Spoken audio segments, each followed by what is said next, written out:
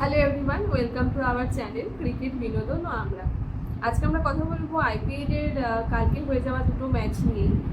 প্রথম ম্যাচটা হয়েছিল দিল্লি ভার্সেস মুম্বাই, আর সেকেন্ড ম্যাচটা হয়েছিল রাজস্থান রয়্যাল ভার্সেস গুজরাট।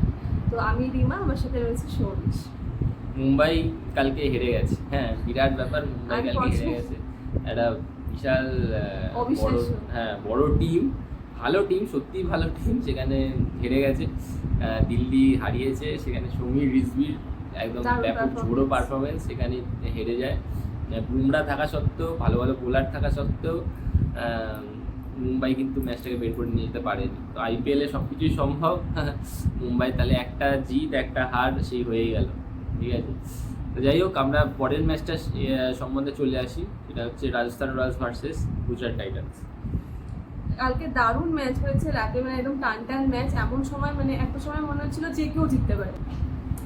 আমাদের আইপিএলে ইয়াংগেস্ট ক্যাপ্টেন বলা যেতে পারে রিয়ান পরাগকে। লাস্টে যে সুন্দর করে ডিসিশনটা নিল, যে লাস্টে আর্চারকে যেভাবে আনলো 18 ওভারে, তারপরে আনলো দেশপান্ডেকে, মানে সেই সময় 6 বলে 10 চাই। তো সেখানে দাঁড়িয়ে মানে যে ভরসা করে যে ওকে দিয়েছে বল, এবং সে যে ভরসাটা একদম সুন্দরভাবে রেখেছে। রশিদ খানকে উইকেট নিল লাস্ট ওভারে। রশিদ খান থাকলে হয়তো ম্যাচটা অন্যরকম হতে পারতো। রশিদ খান আর রাবাডা দুজনেই বেশ, মানে যেভাবে খেলেছিল মনে হচ্ছিল গুজরাট নিয়ে নিয়েছে ম্যাচটা। কিন্তু লাস্টের দুটো ওভারে পুরো চেঞ্জ হয়ে যায়। আর্চার ওই ওভারটাতে একটা বাউন্ডারি দিতে দেয়নি, দুটো ডট, একটা প্রত্যেকটা বলে এক এক করে রান নিয়েছে। মানে লাস্টের দুটো ওভার ভীষণ ইম্প্যাক্ট ছিল। ওই দুটো ওভার যদি না থাকতো তাহলে গুজরাট মোটামুটি জিতে যেত কালকে ম্যাচটা। একটা দারুণ ক্যাপ্টেন্সি, দারুণ ফিল্ডিং, দারুণ বোলিং হয়েছে লাস্টে। রেড বোলিং যাকে বলে সত্যিকারে, সেটাই হয়েছে তাই। তার আগে রবি বিষ্ণু সামলেছে, রবি বিষ্ণু 4টে উইকেট, দারুণ বোলিং। পরপর ফিলিপস আর আমাদের ওয়াশিংটন সুন্দরকে আউট করে দেয়।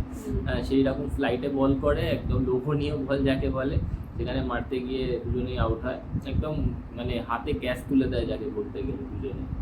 তো রাজস্থানের বোলিং পারফরমেন্স খুবই ভালো ছিল, ব্যাটিং ছিল, বোলিং পারফরমেন্সের জন্যই মেনলি তারা জিততে পেরেছে কালকে। নাহলে ওই রকম ক্লোজ ম্যাচ হেরে যেতে পারতো যদি সেইভাবে লাস্টের দিকে বল না হতো, আর মিডল ওভারেও যাতে ভালো যদি বল না হতো।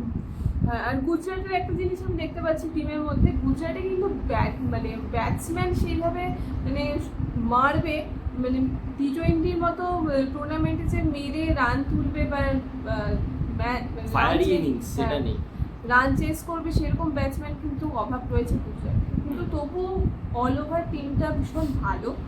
আর বাটলারকে সেইভাবে ফর্মে দেখাচ্ছে না বলে হয়তো একটা খামতি থেকে যাচ্ছে টিমের মধ্যে। আর শুভমান গিলকে তো জানি না, আগের ম্যাচটা সেভাবে দেখতে পাইনি সেরকম খেলা। আর দেখা যাক নেক্সট ম্যাচগুলোতে কীরকম। শুভমান গিলের কতটা চোট হয় সেটা হচ্ছে ব্যাপার। তবে রাজস্থান রয়্যালকে ভীষণ পজিটিভ দেখাচ্ছে পুরো টিমটাকেই, যেরকম ব্যালেন্সে খেলছে। আর তার সাথে রয়েছে সূর্যবংশী, মানে ওর কথা বলতেই হয়, মানে রিয়েল ট্যালেন্ট যাকে বলা যায়। মানে ও রাবাডার বলেও 6 মারছে, সত্যি মানে প্রশংসনীয়, মানে সত্যি ট্যালেন্ট রয়েছে ছেলেটার মধ্যে। আর এমন নয় যে মানে ভুলভাল মারছে। অশোক বলে একটা বোলার কালকে দারুণ বল করেছে। একটা ওভারে ও প্রায় দেখছিলাম মনে হয় 145+।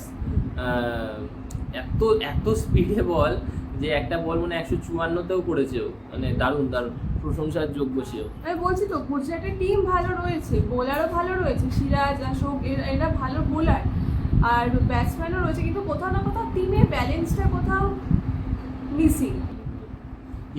হিটমায়ারের একটা ডিসিশন ভুল হয়েছিল। ওটা প্রসিদ্ধ কৃষ্ণা বল করেছিল, গ্লাভসে লাগে। ওটা অ্যাকচুয়ালি রাশিদ খানকে বলেও ছিল যে রিভিউ নেওয়ার জন্য, পেছন থেকে বাটলারও বলছিল যে রিভিউটা যদি নেয়। কিন্তু রাশিদ খানের সেখানে কোথাও গিয়ে একটু ডাউট ফিল হচ্ছিল বলে সে নেয়নি। যদি নিত তাহলে কিন্তু হিটম্যান সেই বলেই আউট হয়ে গেছিল। হ্যাঁ, আসলে সেইভাবে তারপর কিছু করতে পারেনি। আলটিমেটলি সিরাজ একটা দুর্দান্ত ক্যাচ নিয়ে হিটমায়ার আউট হয়ে যায়। কিন্তু যদি হিটমায়ার সেই সুযোগটাকে কাজে লাগাতো, তাহলে হিটমায়ার মতন প্লেয়ার যেরকম ইম্প্যাক্ট ফেলে ম্যাচে, রান অনেক দূর কিন্তু গড়িয়ে যেত। নেয়নি, ঠিক আছে, বেঁচে গেছে, তাড়াতাড়ি আউট হয়ে গেছে হিটমায়ার। কিন্তু যদি আউট না হতো, ও যদি খেলে দিত লাস্ট ওভার অব্দি, তাহলে কিন্তু অনেকটা রান করে ফেলতো। তো আজকে আমাদের আলোচনা এইটুকুই রইল। আপনাদের যদি খুব ভালো লেগে থাকে ম্যাচ, মানে কিছু ম্যাচের যদি কিছু মতামত থেকে থাকে ম্যাচের বিষয়, আপনারা কমেন্ট করে জানাতে পারেন। আর আমাদের ভিডিওটা যদি ভালো লেগে থাকে লাইক করবেন, শেয়ার করবেন এবং সাবস্ক্রাইব করে দেবেন। আর বন্ধুদের সাথে শেয়ার করে দেবেন যারা আমাদের মতো ক্রিকেট প্রেমী। ঠিক থ্যাংক আছে, ইউ। নমস্কার।